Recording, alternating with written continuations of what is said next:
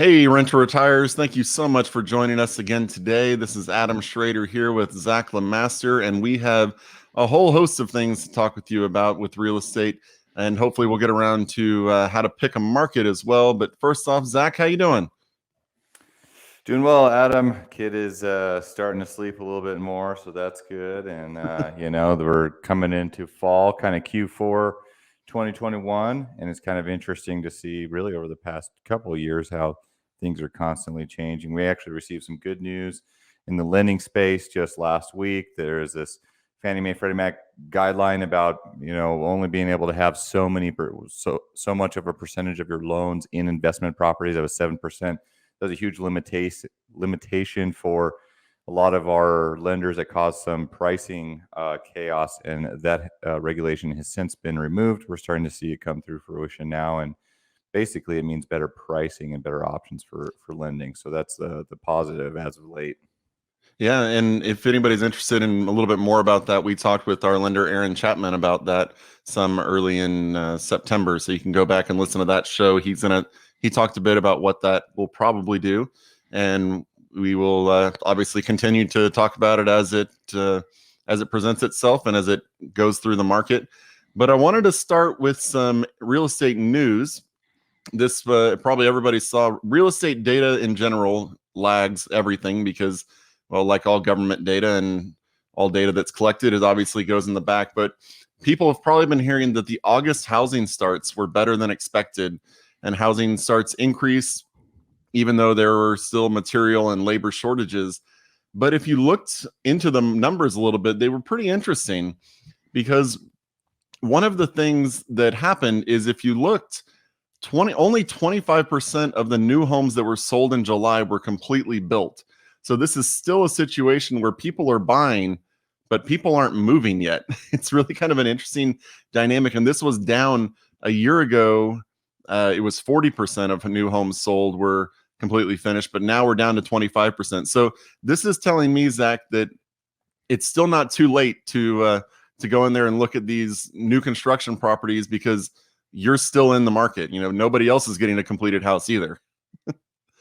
Yeah, I think you're right. I mean, that's just one stat to look in kind of the overall trend, but a lot of people that are signing leases or purchasing these properties, it's during the construction process. And so I think that's probably in part to what's creating this statistic, as well as a simple fact that because there's such a shortage, people are purchasing these throughout the construction process, taking out construction financing, doing it all cash, whatever the case is, simply because they want to secure something now.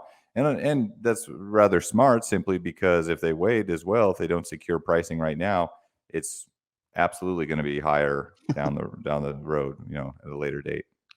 Yeah, and there was also a number. It said that there was a 50% increase in the number of single-family units permitted but not started compared to a year ago. And this continues a trend among builders, where builders have been holding off, unsure about what their future is going to be, and also because of the appreciation that's been happening, unsure about all of their pricing, what they're going to be able to get. And so there's a whole lot of homes that have been permitted that builders just aren't starting right now, which is continuing that drag that we have on inventory. And it's not something, I mean, until the supply chain issue gets resolved, I don't think that's not going away. What do you think?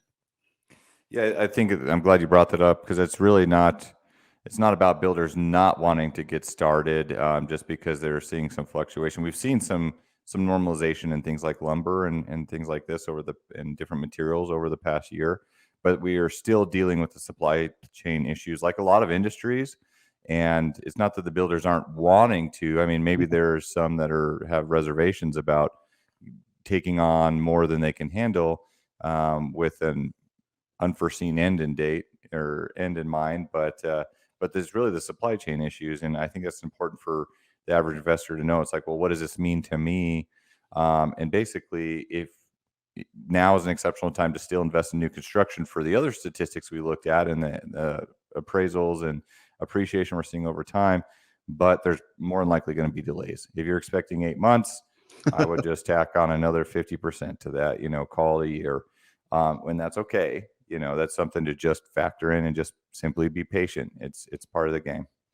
Absolutely. We went under contract on one of our new constructions back in August of 2020 that we're being told will close mid-October of this year. I'm expecting more likely to be November-ish, but it's been it's a long journey, but you just have to accept that it'll get built when it's built, and everybody else's properties are taking just as long, if not longer, to be completed. So you're not really missing out on anything except just the delay of wanting to get it closed and wanting to get it closed. And someday it will close and it'll be a good property. Yeah, I mean, you just got to be patient, right? And it's frustrating. I get it sometimes when you have an expectation of a house being completed at a certain time frame, and it's 2 months beyond that, and maybe there's nothing happening during that time, especially if it's in permitting. We're waiting for permitting, and there is no update to give.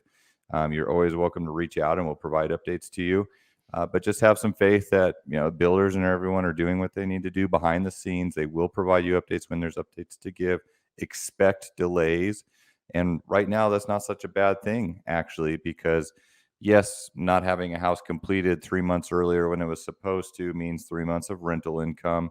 But also, if you're doing a refi or something like that, that's 3 months of appreciation, which in this kind of market dynamic, that can make a big difference, And so there's pros and cons. It's still big picture, excellent investment. You just have to be patient, and the entire world is, I think, the second largest builder in China just shut down actually this last week. And so, I mean, that we're seeing this supply chain issue is a international thing that's causing delays. And so it's not like the builders are just sitting around twiddling their thumbs with nothing to do. Just understand that, please. Yeah. And especially in today's market with rental increases, I mean, just delaying it 2 or 3 months can see your rent increase drastically. I mean, I know I've talked about mine before, but we had just a 3-month gap between our first and second new construction close, same neighborhood, $30 a month in rent increase. So I mean, you're not just having to wait; the tenants are having to wait as well. The prospective tenants, and rents are being pushed up. So there's good news on that front as well. Leah, let me say one more thing since we're kind of talking about new construction on that. To give real world examples and numbers of what we're looking at right now, we started opening up the Southwest Florida Cape Coral stuff about a year ago to investors. We were building there, years before that for ourselves. And once we had kind of a proven system, we started opening it up to other tertiary investors in our network. So those houses are just starting to get completed. And the 4.2s, Adam, I think they were selling for like those 1,600 square foot models. At that point in time, a year ago, they were selling for, I think it's call it 230, 240.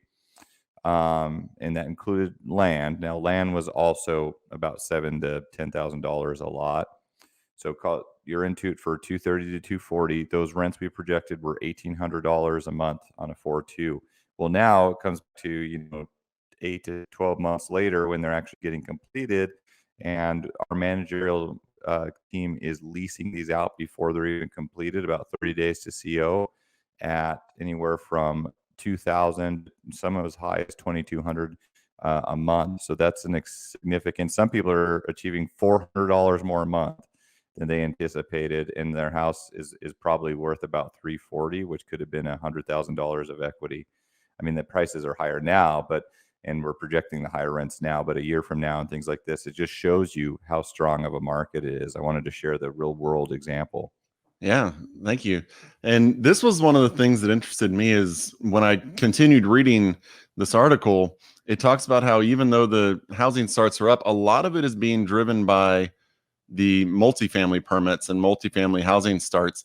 The actual number, they had to revise it down in July, and the number of single family housing starts is dropping. So we are seeing an increase in inventory, but a lot of that inventory is being driven by the multifamily market, not the single family market. The single family market isn't bad, but that's not picking up. It's not quite as much good news as we were originally hearing. So that's going to, as we've discussed before, that's going to lead to a continued inventory crunch. It's going to lead to, more demand as people just want something to live in. If their lease is coming up and they want to buy a property, they've got to find something, and the new stuff isn't being built as much. It's And most, homeowners aren't going to be looking for a duplex or a triplex or a quadplex to move into. They're not going to be house hacking for the most part. Some may, but most of them aren't. So just know that a lot of this growth is being fueled by the multifamily market, which has been underserved as well in recent years. So who knows, maybe that'll actually get up to a decent amount of inventory as well. And these are national statistics that we're looking at, right, Adam? Yeah. It's these are all national, but it's obviously a lot of the growth has been in the Southeast, in the Florida, Alabama, those states. Some of it is obviously happening up in the Northeast and the West Coast, but not as much. But a lot of it is just being driven there. I would assume if we pulled individual state numbers that there's a lot of new construction, single families going on down in Florida. I can't imagine Florida new home construction for single family is dropping, because that market is about as hot as you can get. So that would be interesting to kind of look at. Maybe we'll do another segment where it's very market specific for some of the, the top 5 markets we work in, and we can look at, specific trends in those areas. I think that'd be interesting to look at, because we're all the time we're getting questions about, well, why is this a good area to invest in? Off the record here, someone, a lot of times people, I've had a little bit of feedback, and the people are liking more information, but they're kind of like, well, what do I do with this? What does this actually mean? And how is this applicable?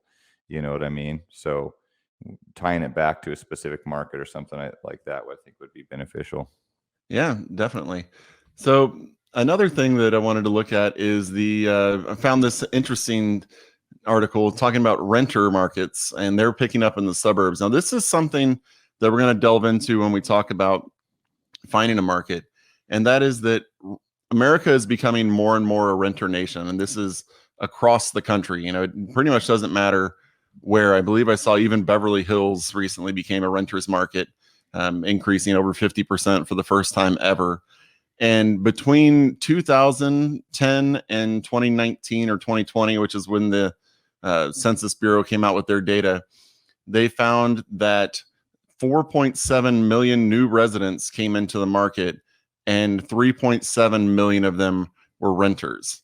So that is a huge, nationally, that is about 80%, almost 75 to 80% of the new people coming into the market are renters.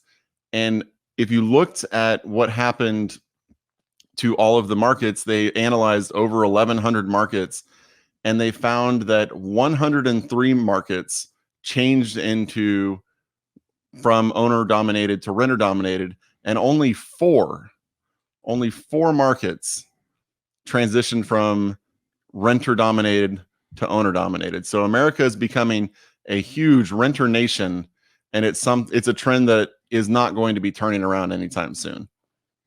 This is huge. This is probably the most important statistic we may have talked about to date on where is the rental market headed on a nationwide basis. And this goes much deeper when you're looking at millennials that really don't have the same idea of just owning a house and living in it for so many years. And that's that pride of ownership. It's more about the lifestyle of being closer to amenities, not being locked down per se in one geographic location for a certain period of time, and not having that commitment, that financial commitment attached to home ownership. I mean, we've seen renting trends, and this goes all the way to areas that are developing communities simply based on millennials. We see the same thing, in senior housing, and that is also true on the flip side, is with baby boomers, not really wanting to have home ownership, and they're fine with renting, and they're more keen on being close to certain amenities and things like this, or even financially too. They may not be in a position to take out another loan, but the Social Security will pay their rent. So this is a huge trend that people should be aware of. Like, if any time is good to own rental property, it's now. There's an extreme rental demand, and that's not changing over time. So this is huge, Adam. Yeah, I mean, just think, wouldn't you love to have a business where in the last 10 years you've seen 3.7 million new customers, and you're if you want to call it your competition, has only seen 1 million. I mean, that's a pretty good ratio for you as the business owner there. That's a perfect way to look at it. I think we need to highlight this even more so just in the shorter segments so people are aware, because this is not, not a really a trend. I think that most people are fully aware of the impact of what this is going to have, but you're absolutely right. Because what we're doing is owning a rental business. You're building a business when you're investing across multiple different markets. And this is a nationwide statistic of just kind of where our society is headed, and definitely the type of business that you want to be in. Yeah. So just know, even with all the news you've been hearing, it's still a fantastic time to be looking at that. And one thing I wanted to talk about finally before we get into our how to find a market is this stat. We talked about it before about the big gap between homes that are, available and the demand that's there for homes. And this one kind of blew me away. It was from realtor.com, talking about the gap between single family construction and household formations. And according to them, the gap is now 5.24 million homes. And they said at the 5-year average rate of home completion, the gap will only continue to widen. And assuming household formations stay at the rate that they have been for the last 5 years, the rate of home completion would have to triple to close the gap in the next 5 to 6 years. And let me tell you, folks, based on all of US building history, it is never going to triple. I mean, that would put us at about 5.1, 5.2 million homes per year being built. We've averaged over the past 50 years about 1.6 or 1.7 million. So this is a gap that is going to be there for a very, very long time. So break this down in one sentence for our listeners. Like, what the hell does this mean? Yeah, this means that the competition you're seeing out there for properties will not be going away for decades. And if the rate that currently exists, if our current population trend continues and our current building trend continues, it will never go away. So just to sum up the past two slides, basically what you're telling us, Adam, is that one, there's a significant change in home ownership versus renters in the market, right? The percentage of renters over homeowners, there's an extreme trend towards renters. Yes. And leasing property versus actual home ownership. And the second piece of this is basically there's a housing shortage in addition to that, right? Yeah, there's a housing shortage, and currently nothing that is being done is even close to addressing the magnitude of what we've seen. I mean, we essentially need every municipality to look at their zoning laws and say, how can we make it easier for home builders or home flippers or whoever to build and get new homes on the market? And that is just not happening. I mean, it's not happening. I mean, it's happening in very few places in the country, but on a grand scale, it's not happening at all. But if you look at it, nobody in America is looking at it and saying, well, maybe we just shouldn't form new households. People want to move out of their parents' house as they're growing older. People are still getting married, getting divorced, and causing new household formations and all of that. So our lifestyle trends aren't changing, and they're not going to change, but we're not looking at the other side and addressing that side. And because of that, it's going to lead to an even bigger gap. And as the gap continues to widen, the inventory situation is going to stay the same or get worse, and the pressure on home prices is going to continue. So if you think it's unaffordable right now, just wait. It's supply and demand. That's what it boils down to, right? Like anything, it's baseline economics. But so rental increases, leasing out with more competitive leases for longer terms, and seeing appreciation on values, is I think kind of the impact, right? And so, like you said, this is a good trend to see when investing in rental properties in this type of business. It's not always like this, but right now, the runway ahead of us is looking very promising. Yeah, and especially one thing I want people to keep in mind, and one of the reasons I keep bringing this up is you'll see videos out there, you'll hear talking heads say, oh, are we coming to a market crash, at the end of 2021 or in 2022? And I'm not saying that real estate is never going to experience any bumps on the road.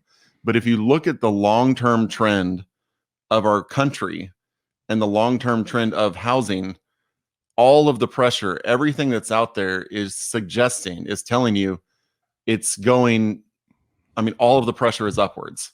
There's no downward pressure really out there except for people's ability to come up with the down payment. That's the biggest potential problem. But if you're an investor and you have the capital available, you're in the driver's seat right now. Oh, absolutely. That's a great point. I mean, people need a place to live. That's housing is a necessity. So there's that aspect of it.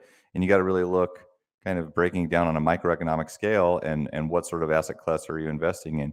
There probably is a price threshold with less buyers at the real high end of the markets, right? If you're talking your average 3.2 1950 house, how much can someone realistically pay for that? It can't keep going up forever, $2-3 million. I mean, maybe over time, who knows? And that's what we're seeing in certain parts of the country. But we're investing strategically in markets that are still affordable. There's a much larger group of people that can come up with $20,000 to $30,000 as a down payment for a more affordable house, and that has a lot higher runway over time to continually increase in value. So, I mean, that's why we're selecting the locations and the house price is that we're at, because of the availability. Yeah, and I want to go into that now. You talked about why we're picking the markets we're picking.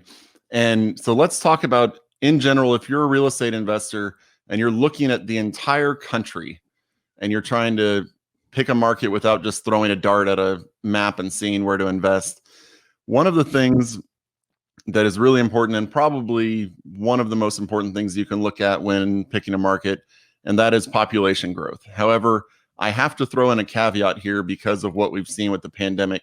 You can't simply look at the city and see what the population's doing.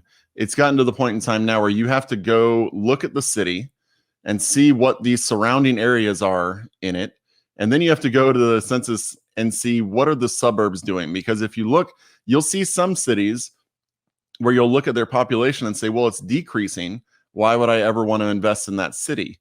And say it's dropped 30,000 people in the last 10 years. And you think, oh, well, that's not good. But then you add in the suburbs and the suburbs have grown by 100,000 people.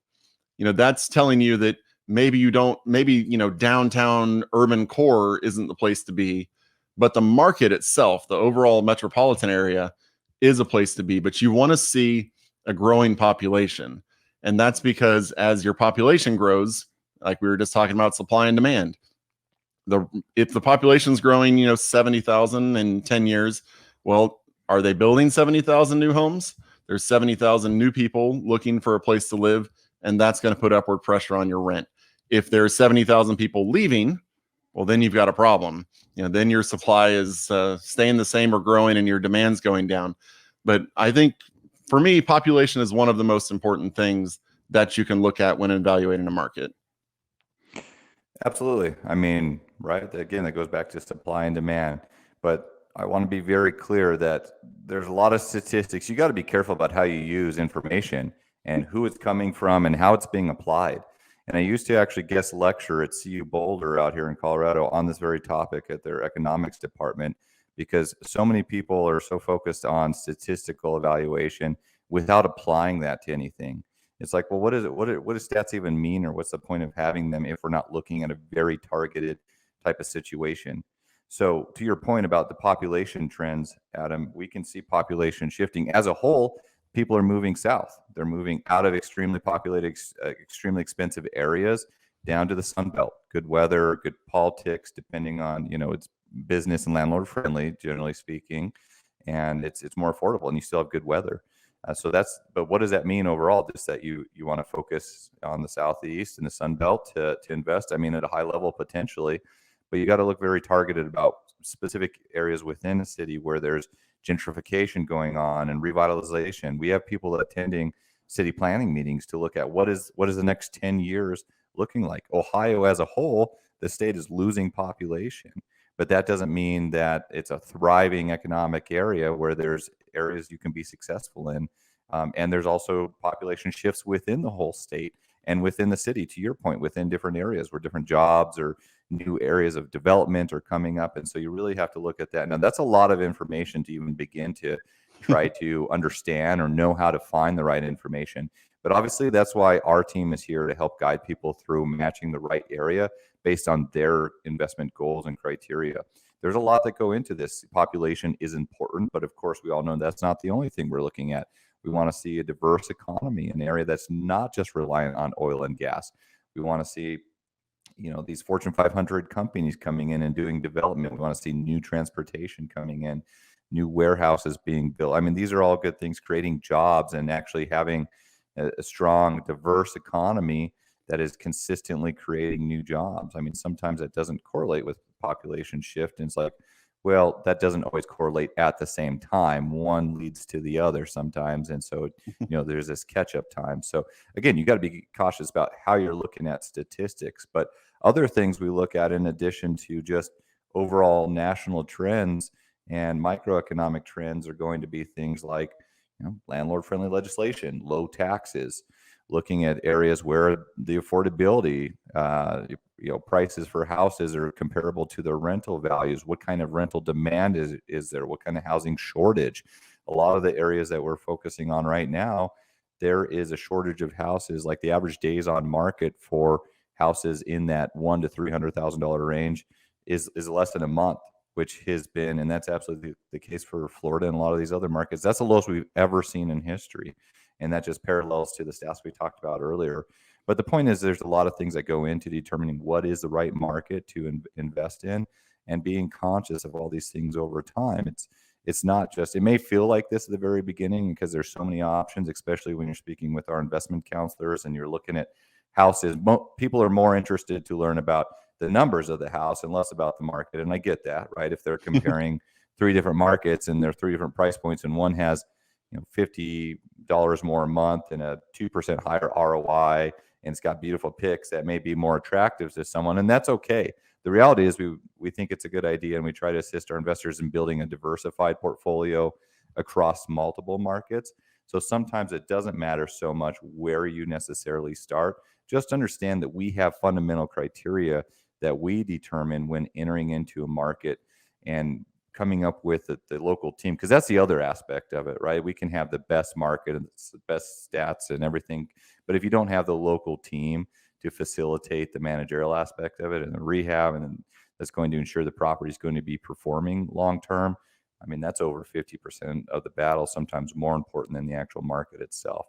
So without mumbling on too long, I guess that's just paints a picture of what's important to us when we determine a market, and all the components that go into really determining what is the right area for you as an investor. And that's what it takes, conversation and takes time, and that can change over time as well. Yeah, and I think when you're talking about the diversified economy, I think that's also super important, because what I like to look at when I look at a market is not just, what's driving that economy, but the other question is, how easy is it to lose that industry? If you've got a situation like, look at Silicon Valley. Silicon Valley, primarily driven by tech. Well, tech can easily move. And if tech leaves Silicon Valley and say, I don't know, let's pretend it comes to Austin, what happens to Silicon Valley? Well, they get dropped a lot.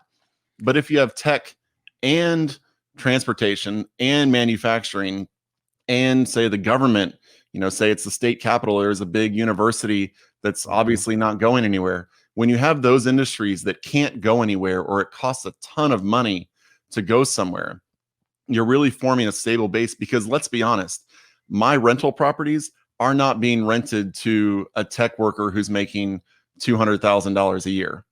I'm renting to the person who's working at the manufacturing facility or driving a truck for U-Haul or FedEx or something like that. Now, you want the tech workers there to boost the local economy and to drive a lot of the other, economic growth there. But you really want to see, are there markets, are there economies there that aren't going to go anywhere and are really difficult to pick up and move? Because that's kind of the base that you want, and isn't going to lead to the big crashes that you can see in some of the markets. Very valid point, and especially tech. I mean, aren't we seeing that right now, Adam? I Yeah. mean, realistically speaking, you can only tax big businesses so much and make it so challenging for them to run a viable business that they'll uproot and leave and go to areas where it's much. We're seeing that in Denver right now, and especially in Boulder. There's a huge tech boom, especially coming from Silicon Valley. But I mean that's one example of having that diversified economy. Yes, absolutely. Most areas we invest in have colleges and universities. There's areas that have government positions and military bases. I mean, so you're looking at the whole picture and getting a forecast of what the next 10 or 20 years looks like, and ensuring that if one thing changes, it's not going to have a dramatic impact. And usually trends are moving to an area because of certain business legislation or whatever the case is that is going to continue for that trend to make it more accessible for more businesses over time. I mean, another perfect example that we've seen over the past 10 to 15 years is oil and gas. There's a lot of places that were pretty heavy on oil and gas, and then that can change overnight, Yeah. and so, boom bust cycles there. So just something to be conscious of. And there's another piece of this too, where we haven't really talked about it, but actually some secondary and tertiary markets outside of inner cities, kind of these suburb areas, are something that we're seeing people, want to have a rental property where they have a little bit of land. They're just not right next door. I mean, this is a different tenant demographic that doesn't care about being downtown Cleveland or whatever the case is, but there it's more of a family oriented area, and there's a lot more demand, and we're seeing more rental properties pop up in the suburbs, kind of secondary markets, something we're seeing a huge demand for, both for purchase and rental and resale. Yeah, I mean, especially now, when you have the kids home from the pandemic and you want to send them outside to the yard to run around and get their energy out, it's pretty hard to do if you're living in a small, cramped place without a yard. So you're definitely seeing that. And then one of the other things I wanted to touch on is just real quick when you're going in, and this is obviously just a high level overview of the market, just to kind of see, you can look and find what the median income is in the market. You can find that through the census website, through other various websites out there, and then just see, based on your renting criteria, say you want 3 times the rent for their income, you can just see, will the median income of the area support my rent that I'm looking at for this property? And if it will, then you've got a really big renter pool. If it won't, then you have to ask yourself, are there enough people in the area that I'm going into to support the market that there is? So it's just a real quick overview. Obviously, these things for each individual market, you have to dive a lot deeper, like Zach was talking about. But if you're looking just for a big overview of, is XYZ market the market that I should even really delve into, if you use the principles we've just outlined, you can get a pretty good idea of if it's worth your time or not whenever you're going around. Because, Zach was talking about landlord-friendly legislation. That can help you X off 20 states right there, in your first 20 minutes of research. Just look at it and say, nope, not going there, not going there, not going there. And then in each state, you just boil it down and see, is this one, oh, look, this is, that economy is not good. We'll get rid of that. And then you can just go on. And then once you find, a couple of markets, just dive down, or you can come to us and we've already done the work for you. So you can always check out what we have going on at renttoretirement.com. That's renttoretirement.com. You can schedule a call with our investment counselors. They're happy to talk with you about the markets, about the properties that are available, about your investment plan, help you connect with members of a real estate team that you need to be successful. Again, you can find that at renttoretirement.com. Zach, any closing thoughts for the listener? Big part is just getting started. Don't get so hyper focused on what is the best market to invest in. Any of the markets, like you said, we've done the work for you. Not to say that there's no work to be done and no research. You shouldn't do any research. That will come over time, though. You really become familiar with an area. I personally believe once you actually invest in an area and you get to know the different markets and things like this, we have a baseline criteria for all the locations that we invest there. We're personally invested in these areas for a reason. and open them up to our investor base once we've been successful and have a proven track record in these areas with our local teams. And so I think that gives a lot of confidence to someone that really doesn't know where to get started. And there's so much information out there. It's almost counterproductive sometimes because you're getting the shiny object syndrome all over the place. And just keep it basic. Look at something that fundamentally have some sort of fundamental criteria. Once you see a property that fits that and you feel comfortable, move forward. You will not probably own these properties forever. Most people own them between 4 to 6 years and then either sell them in 1031, some hold longer. Whatever the case is, as long as you're taking action and moving forward, you're doing the right thing. And we've done a lot of the heavy lifting for you on the front end. So just let us help you and educate you throughout the process. We also have our markets tab on our website that has a lot of statistical information about each market that we work in. Yeah, and also just remember, based on what we talked about at the beginning of the episode, if, let's say, Zach talked about Cleveland, if you go and buy a property in Cleveland and then you realize, well, this isn't exactly the type of property I want, I'd rather be in new construction.